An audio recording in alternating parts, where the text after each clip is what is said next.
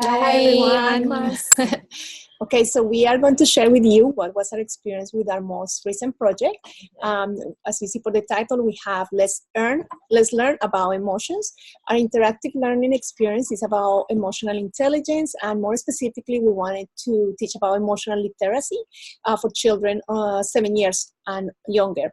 Primarily, the objectives that we have in this activity was to develop familiarity with emotions, to learn vocabulary for children to be able to express emotions in the future, as well to be able to recognize facial expressions and associations that are attached to those emotions, and finally to encourage them to be able to identify their own emotions and perhaps share them in the future with grown-ups and teachers.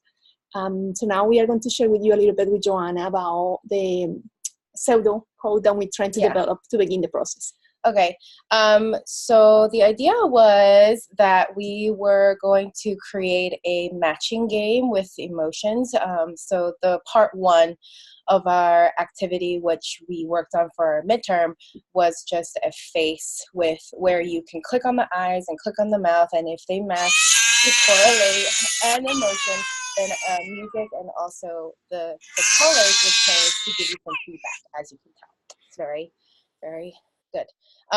So for our next one, we wanted to, instead of using just emojis, we wanted to actually put a human face to it with an emotion and give you some like nonverbal cues of what that emotion correlates to. The pseudocode for this is that, okay, so we have to have a matching game. We have to have a set of cards that needs to have the same pictures, and if it matches, it stays flipped. If it doesn't match, then it resets. So that was really just the basic of the game, right? Yeah. Yeah. Cool.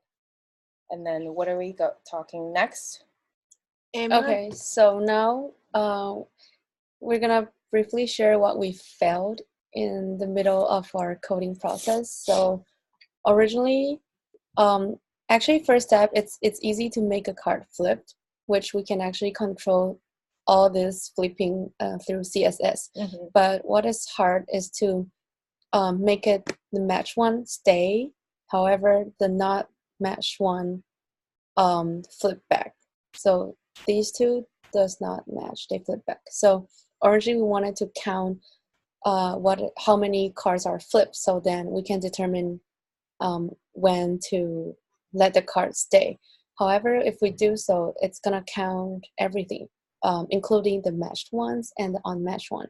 So what this happened is that it's gonna flip back every card, no matter if it's a matched one or not matched one. So this ended up not working well. So we turned to another solution. Okay, so I'm gonna talk about the code, and I'm gonna share how we solved the problems. So initially we created the data for all our cards. So there will be 12 cards in total. And in every object, there are 3 properties, which is ID, URL, and flipped. So the ID identifies each of the cards. So all the IDs are different, but the URLs the same. The cards with the same pictures have the same URL. So in the following code, we can say like when the URLs are the same, then what the cards do. And the flipped property is used to when at the very end, when all the flipped state turns to be true, and the feedback will show up. So the most important function in our code is they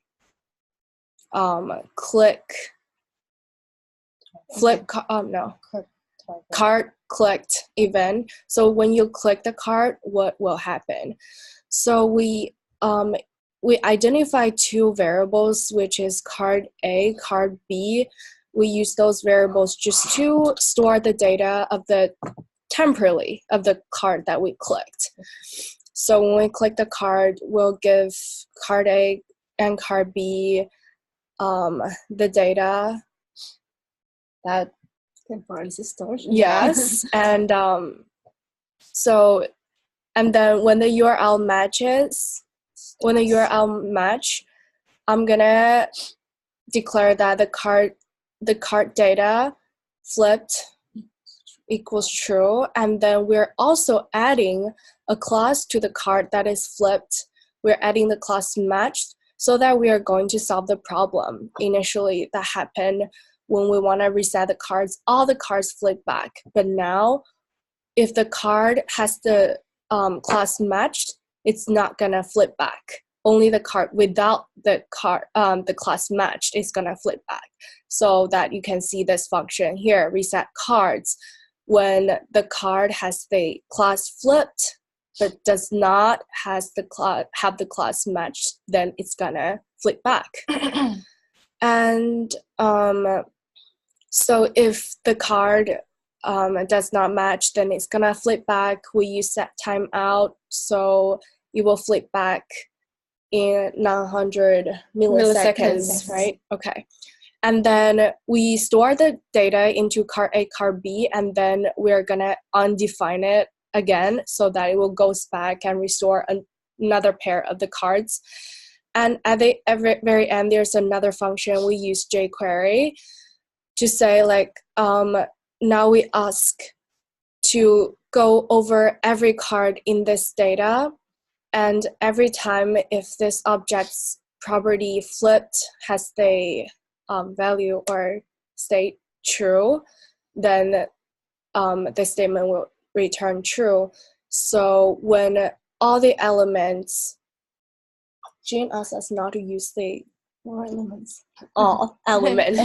So each element has the property flipped is true, then the dialog will be open. So that is at the very end, we're gonna show the feedback of this game. Shall we quickly play it? Yeah. Okay, because we all want to remember. show the feedback. Okay. Yeah. Because we remember everything. I think I know some of them This too. with Down. this, right? Yeah. No.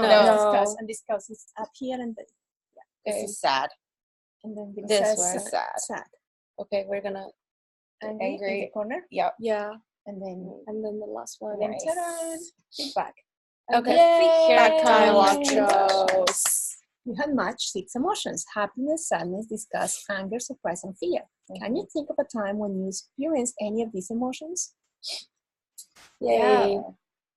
I think something to share is that we had a lot of ideas for this project, but our coding skills were very limited. Part of that is that when these kids play, we recognize that they have very little literacy skills, so they wouldn't be actually reading the instructions. So instead, what we would love to have is a quick video demonstration that would kind of pop up and show them how to actually utilize the game. And we've also included a section for parents and teachers to kind of be a guiding hand to help them with these activities. And I will jump now and to say kind of from the general perspective about in the class and what is the summary for us being in the class. Personally, I will say that definitely I have learned a lot. And also I'm very much aware of what I don't know. Learn to fail. So, all the codes. Learn to fail, to feel tinker. inadequate, to know. Those are feelings that I embrace to this class. But also it's being able to see how much we can accomplish and to value any other website that you get to see and how much work it takes to be able to see a feature of a website. So I think that was something that all of us learned, and to manage frustration and to think kind of different resources and not feeling that we have to do this alone, but that we can find definitely support from Gene or everybody else, and to be able to build and construct this type of sites. You can kind of see like the evolution of our coding skills from the preschool, pre-K face change activity and the coding that changed to the new one. Like just like the way we set up our data and our functions to call the data from that array, it totally is structured differently. So I think that's pretty cool. Yeah, just think from the beginning, we actually don't know anything. We don't even know what a div is, but now we're actually building this kind of stuff, even though we really struggled a lot. But we had a fun time. Yeah, it's combining really HTML, CSS, and JavaScript. Okay. Even though we still have a long way to go, but we'll see what happens next semester. Yeah, it's a great fun semester. Yay! Yeah, bye.